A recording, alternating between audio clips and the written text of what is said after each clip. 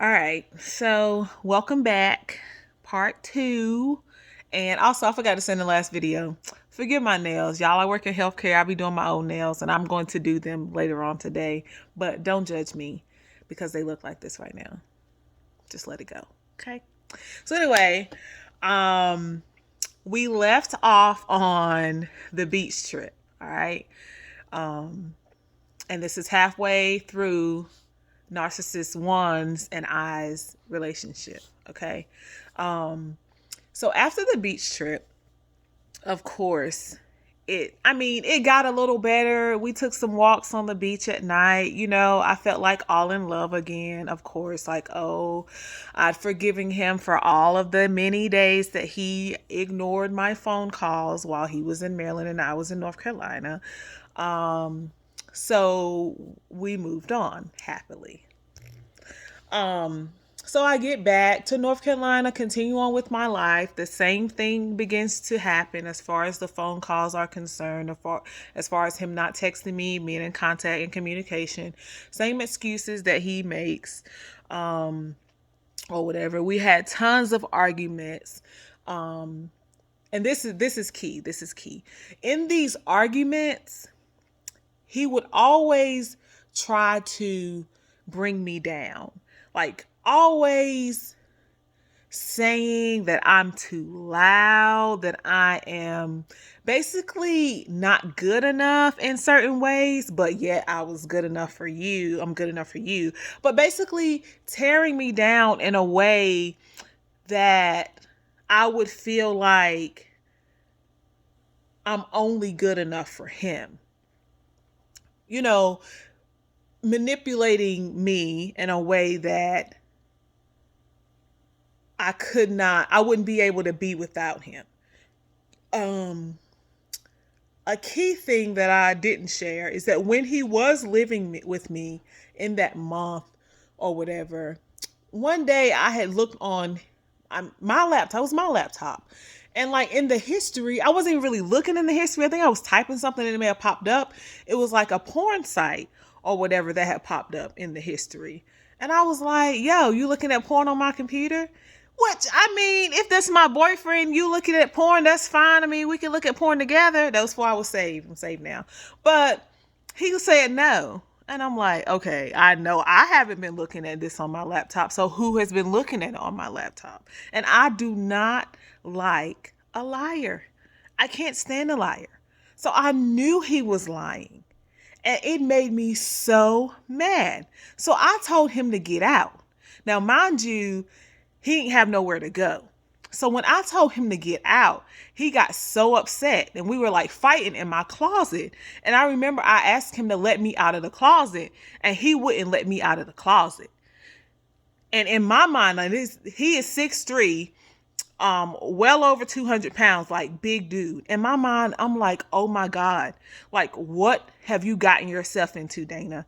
Like you are sitting here in an abusive situation and you can't get out.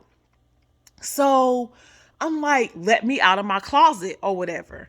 And I didn't hit him because I have hit a man before. I'm going to tell you right now, I don't play. I have hit and I have fought some boys before in my life. But I didn't hit him because I was actually kind of scared. Because I think he had done showed me that he was a little crazy, maybe by the things that he said before. But it wasn't all clicking then. At that point, I just wanted to get out of my closet. And at that point, I was fearful of him. I started to be like afraid. And I think that was a part of the manipulation that made me stay with him even after he left. So this is like while he was still in Charlotte before his dad came and picked him up, that we had this argument. I knew he was lying. He trapped me in the closet. I mean, he never hit me or anything, but he trapped me in the closet. And then at that point, I felt like I couldn't get out of the relationship. At that point, I was already, what do you call it? Love bombed and like mentally manipulated, already like just gone, basically. Like he can't do any wrong, which is had a big impact as to why I stayed along for so long, stayed in the relationship for so long. I'm sorry. So fast forward to where we were after the beach trip or whatever. having all of these arguments where he was verbally abusive, um, just trying to put me down or whatever. He would talk about my weight. Actually, when I got like to the beach for the trip, he was like, "Oh, you done put on a little weight, haven't you?" I was floored. I was like, I mean, but once again, another jab to my character, another jab to me and like my identity, which was in him at that time. So it just got worse. Like the toxicity of the relationship just continued to get worse and worse and worse. But I'm staying because I don't feel like I can get anybody any better, because he's an attractive guy and he wants me and I want him. And at this point, we're both obsessed with each other in a very toxic manner. So then comes along Thanksgiving. All right. And let me go back.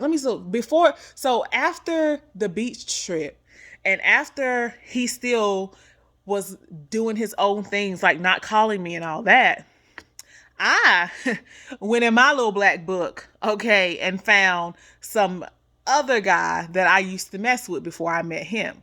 So since he wanted to be funny and wanted to be trying to like not call me and not talk to me or whatever, then okay, that's fine. I'm in North Carolina, you in Maryland. I'm going to find somebody else to meet the need of my attention. All right. So I found me a little side guy or whatever. And I ended up messing with him sexually, messing with my little side guy while I was still with narcissist number one. All right. So in this, I am so, I guess I'm so honest and I'm so empathetic until like, if I cheat on somebody, I have to tell them. Like it eats at my core, at my conscience, like me lying to someone and me being deceptive to someone. So I ended up telling him that I cheated on him, telling Narcissist One that I cheated on him or whatever. Boy, let me tell you, child, the relationship went even further down. All right. So I told him anyway, we arguing even more. He calling me sluts, all this type of stuff. First of all, he didn't call me sluts and hoes before I even cheated on him. That was a part of his manipulation to make himself feel better about himself. This is what people do. This is what narcissists do. They put you down because they feel horrible about themselves. So it makes them feel better about themselves. And then it keeps you stuck because you don't have any identity in yourself outside of them. So then it's a cycle of foolishness until somebody, which usually is the non-narcissistic person, the empathetic person, usually in my situation, me, wakes up and decides that they are worth more, and then they actually are able to leave. So anyway, after that, Thanksgiving came around. I went to Maryland to see him for Thanksgiving or whatever. We had a good time. Of course, all bills on me because he ain't got no money. But at that time, I guess he had forgiven me or whatever for cheating. And yeah, anytime a man forgives you for cheating, he's probably already cheating. All right. He's probably already a narcissist, because a lot of men and a lot of people cannot stay around after something like that. So that was another sign that it was a toxic situation. Bro, this lighting got me looking real dark. I mean, I know I'm dark, but good gracious.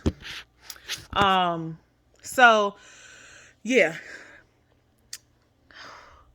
After Thanksgiving, the cycle continued. All right. And finally,